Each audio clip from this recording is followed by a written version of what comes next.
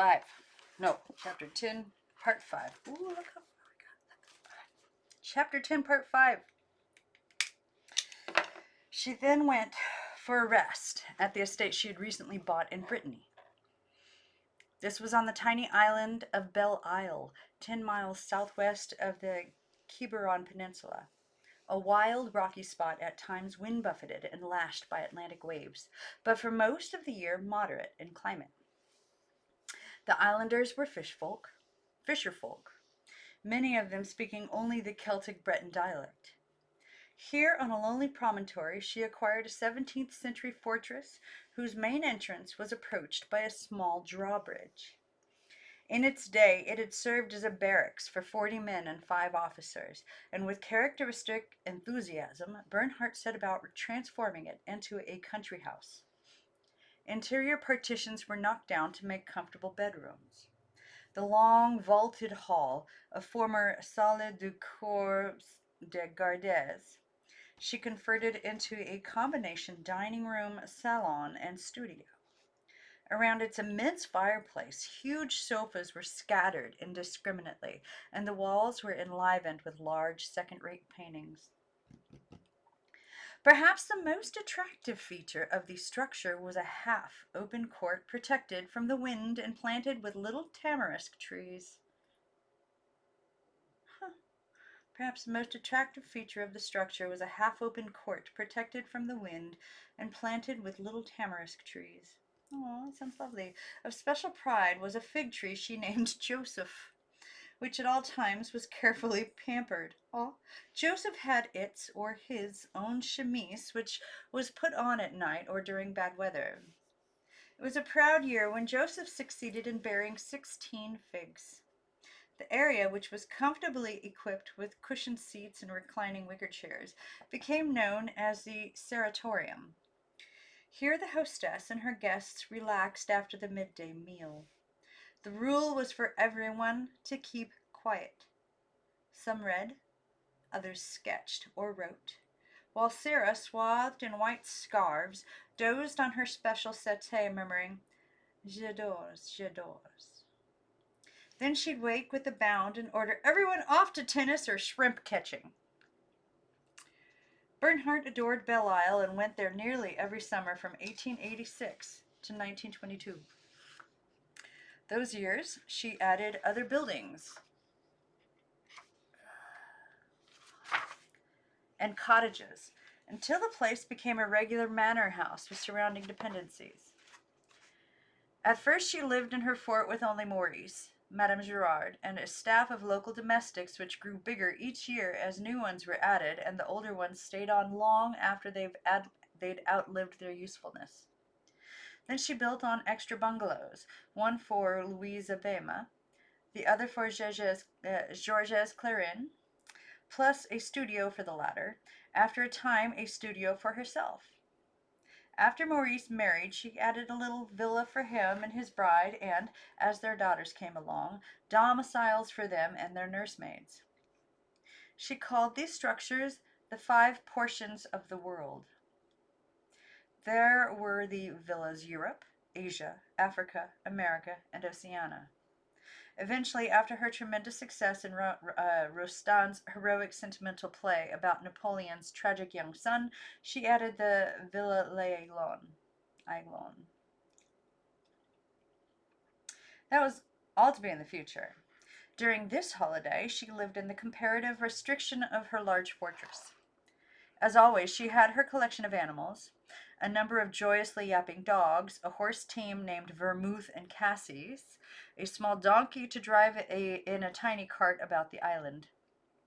There were also a few less domesticated pets, including an immense and ill-tempered hawk she'd named Alexis, after the Russian Grand Duke who had sent it to her. From South America she had brought back an Andean wildcat, whose temper was little better than the hawk's. Also a boa constrictor whose temper was indeterminable, due to the fact that it was coiled up in deep slumber. The peon from whom she had bought the creature assured her that it had just swallowed an entire pig, and would sleep for several months. When asked her reason for acquiring such a thing, she answered airily, "To rest my feet on after meals." One day after the boa underwent a rude and famished awakening, hearing her maid screaming out in the sanatorium, its owner rushed there and beheld her reptilian footrest ravenously devouring the chair cushions. Her account of how she dealt with the situation is that she happened to be armed with the gun she used for bird shooting, and that she put an end to the havoc with a single shot. Maurice, who was also present, may have had his own version. Both may have been correct. In addition to the wildcat and the cushion-eating boa, Sarah Bernhardt had returned to France with an enormous financial profit. She sank 250,000 francs of this immediately into a new Paris house at 56 Boulevard Pereire, which was to be her home until she died. It was to become a Paris landmark in later years. Any cab driver presented with the address was likely to say, "Ah oui, c'est chez Sarah. C'est chez Sarah. C'est chez Sarah." It was a small but handsome building in the restrainedly ornate style of the Paris 80s. Over the main entrance, a carved motif framed the letters SB. The interior, like that of her Avenue de Villiers hotel, was a profuse clutter of the good, the picturesque, and the dreadful. There were coin memes all over the place, above the fireplaces, embroidered on all her linen, blazing in gold on her fine set of china, which after her death was purchased by Sasha Guitry. There also was sold after her death her library, which was an excellent one, plentifully supplied with rare books, fine bindings, and first editions. Her main salon again contained the same well-known divan. Again, red damask-covered walls served as background for masks, oriental weapons, Mexican hats, and a hit-or-miss collection of paintings. The same animal skins, complete with snarling heads, made walking a hazard, and the same tropical profusion of flowers vied in scent with the heavy Bernhardt perfume.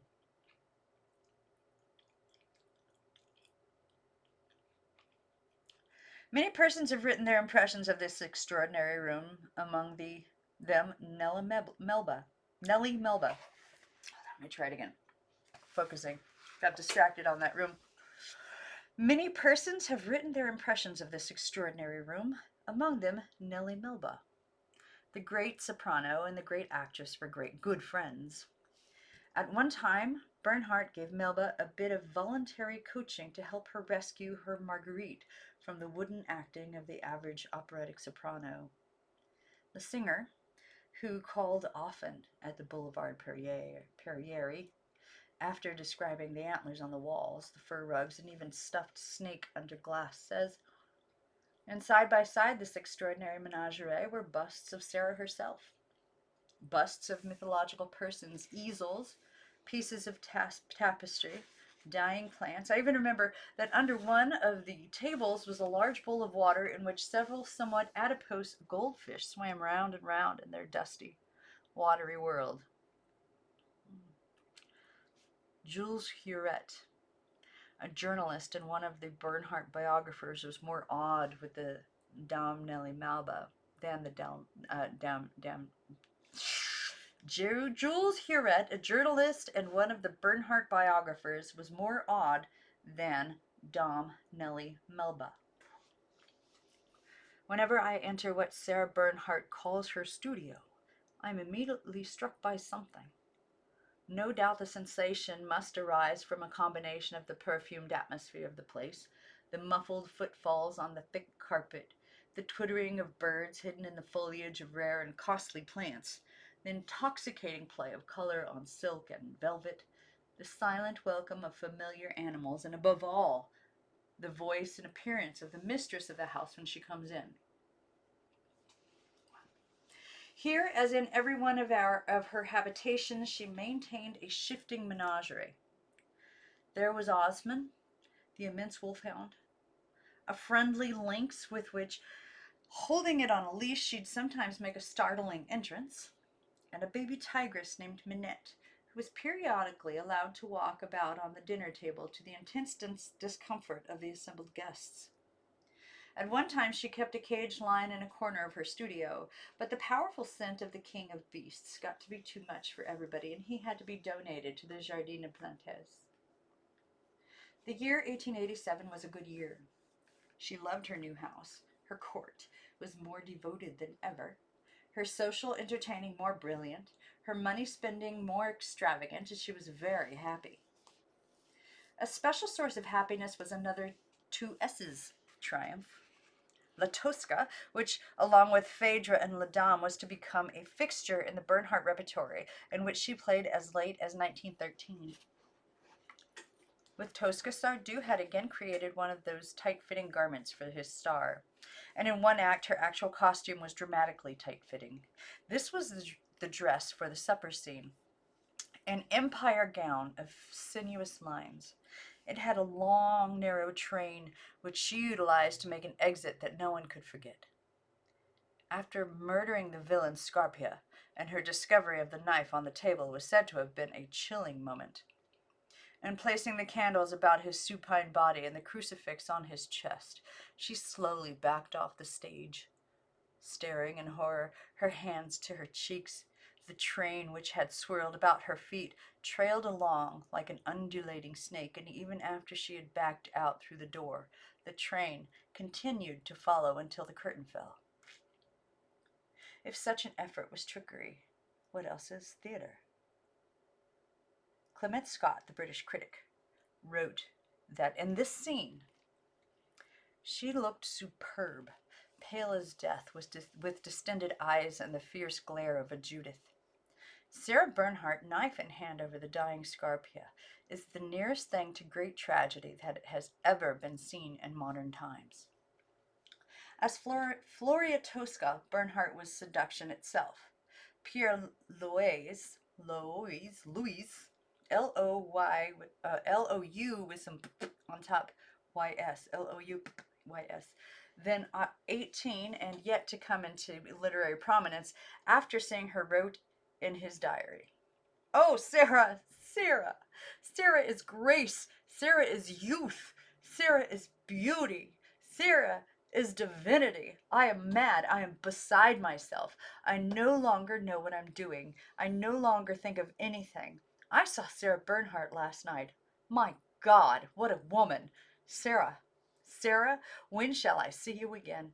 I weep, I tremble, I grow mad. Sarah, I love you. Ooh. 18 wrote that. One evening there called at her dressing room an unexpected visitor. This was Prince Henri de Ligne. What was her reaction or his to this meeting after 23 years, there is no telling. Apparently he asked after Maurice, calling him our son, and apparently Sarah invited him to stop by her house the next morning and see for himself. Both Louis Verneuil and Lysiane Bernhardt give a similar version of that meeting. Maurice, by then, was a handsome, polished young man who, like his mother, could turn on charm at will. The father he had never known was enchanted with him. He told his son that he intended to make a generous settlement on him, an offer which Maurice seems to have considered fair enough. The prince went further and said that he would like to legitimize him, granting him a legal permit to bear the proud Belgian name of de Ligne. Maurice, with thanks and quiet dignity, declined this honor. He had been brought up solely by his mother, he said, and he considered her name his real one. Later that day, the prince left Paris, and Maurice escorted him to the Gare du Nord. The station that afternoon happened to be jammed with such an unusual crowd of travelers, the guards had ordered them all to queue up in lines. It was almost departure time for the Brussels train, and de Ligne, afraid of missing it, approached one guard and asked to be let through, adding, "I am the Prince de Ligne." The guard, with the indifferent shrug of the French petty official, replied, "Never heard of you. Take your place in line like everybody else." Maurice then stepped forward with an engaging smile and said, "This gentleman is my relative, who must take his train. I am the son of Sarah Bernhardt." At that the guard bowed deferentially.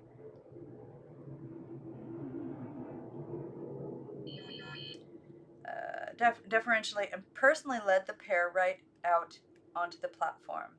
As his father boarded the first-class carriage, his son said wryly, "You see, sir, the name of Bernhardt has its advantages."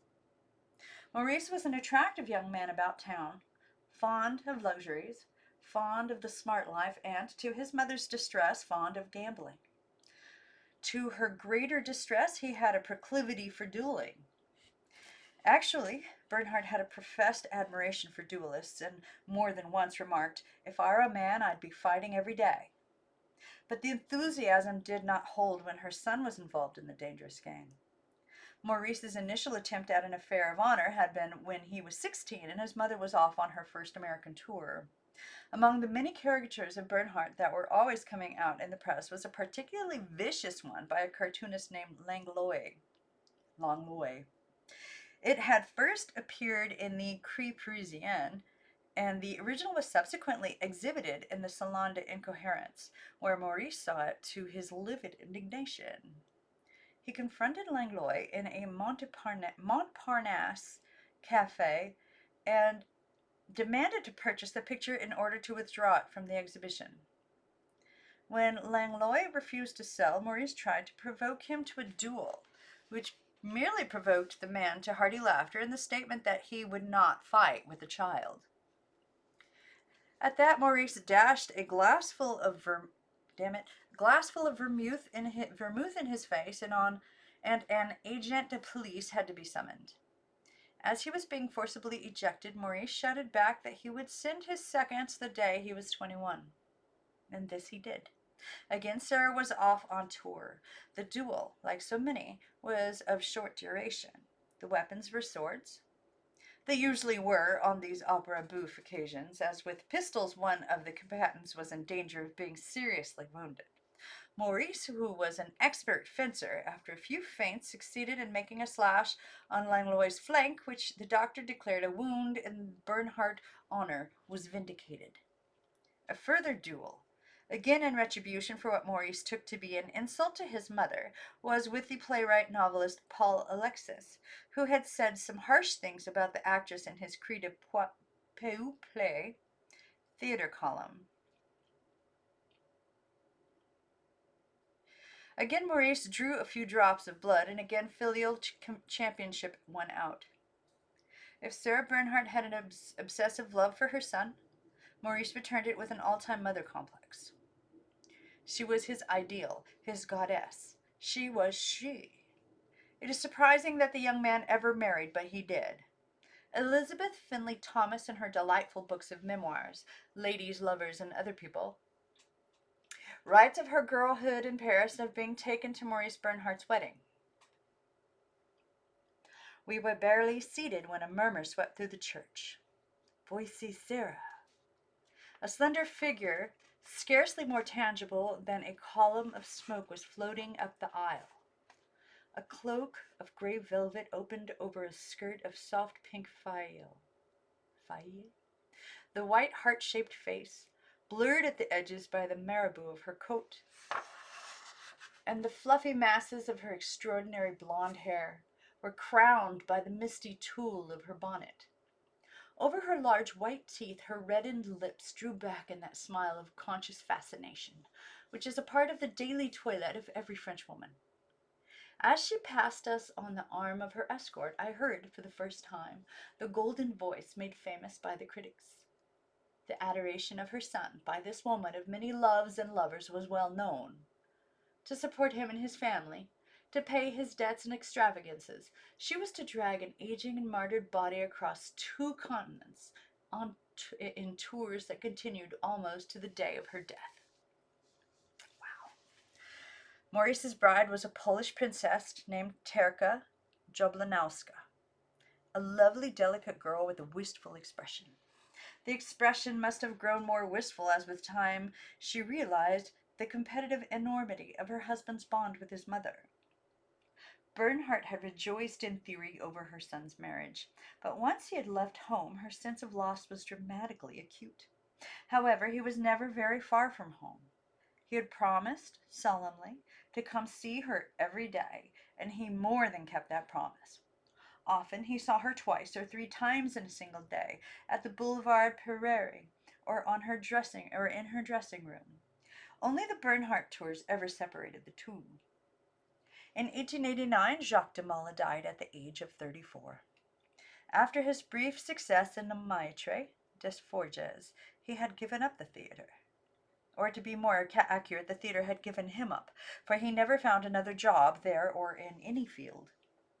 He drifted aimlessly in a daze of drugs, sinking lower and lower. News of his hopeless state had been brought to Sarah, who rushed to his bedside. He had been existing in a room that was little better than a hovel in the Rue d'Antin. There were 48 grains of cocaine and 15 grains of morphine littered about the filthy floor. Sarah arranged for this emaciated wreck of humanity to be sent to her house, where she nursed him and hired constant medical attendants.